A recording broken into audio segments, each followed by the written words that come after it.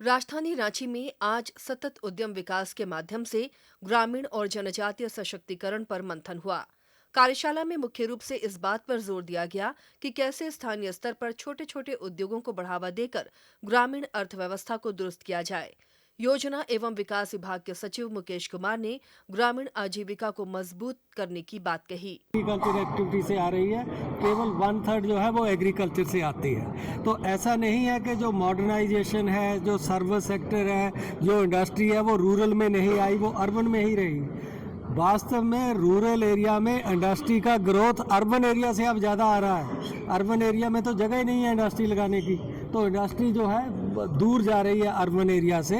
Land की availability है और सारे इश्यूज हैं। तो रोड इंफ्रास्ट्रक्चर बनने से जो पहले इंडस्ट्री और इन्वेस्टमेंट का ध्यान हमने तो अर्बन में ही रहना है, वो नहीं है।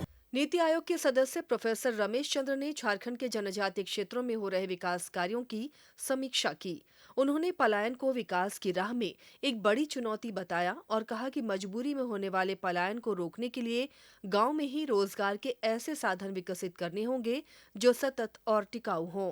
गांव को आत्मनिर्भर बनाने की ज़रूरत है, बट वो अगले दिन बन तो नहीं जाएगा, वहाँ फैक्ट्रियाँ अगले दिन तो नहीं लग जाएंगे। तो हम कैसे उसको प्रॉक्सिमिटी के साथ, यानी कई दफ़े अगर हम बेहतर ट्रांसपोर्ट सिस्टम ले आते हैं तो हो सकता है कि 50, 60, 70 किलोमीटर की दूरी तक के गाँव के लोगों को शहरों में आने की दरकार नहीं पड़ेगी।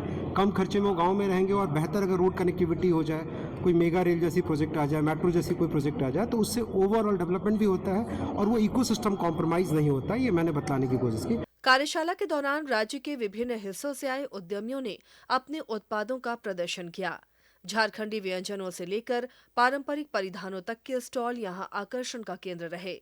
इन महिला और युवा उद्यमियों का कहना है कि सरकार की योजनाओं से जुड़कर अब वे न केवल आत्मनिर्भर हो रहे हैं, बल्कि झारखंड के उत्पादों को राष्ट्रीय पहचान भी दिला रहे हैं। और मिट्टी का सारा सामान हम लोग सेल करते हैं, हम लोग खुद भी बनाते भी हैं, और जो चीज़ नहीं बना पाते हैं वो चीज़ हम लोग अगल बगल से अड़ोस पड़ोस से लेकर के मेल के लिए और सेल भी करते हैं। इस तरह से तो बहुत सारा वेरायटी हम लोगों के पास अवेलेबल रहता है। तो समूह समूह में जाके किसान को भी समझाते हैं, खाद बनाने का भी बताते हैं। उन्हीं को हम लोग बेचते हैं, जो खाने में भी शरीर भी सेहत अच्छा रहता है, इससे कोई नुकसान नहीं पहुंचाता है। हम लोग बिना तेल का भी बहुत कुछ बनता है, जैसे मड़वा छिलका। नीति आयोग और सरकार की ये जुगलबंदी निश्चित रूप से झारखंड के ग्रामीण परिवेश में बदलाव की एक नई इबारत लिखेगी, जहां विकास का लाभ समाज के अंतिम व्यक्ति तक पहुंचेगा। वाकई जब हमारे गांव आत्मनिर्भर नहीं होंगे, तब तक विकसित भारत का सपना पूरा नहीं होगा। नीति आयोग के सुझावों से झारखंड की ग्रामीण आजीविका को निश्चित रूप से बल मिलेगा। डीडी न्यूज के लिए रांची से सरिता की रिपोर्ट।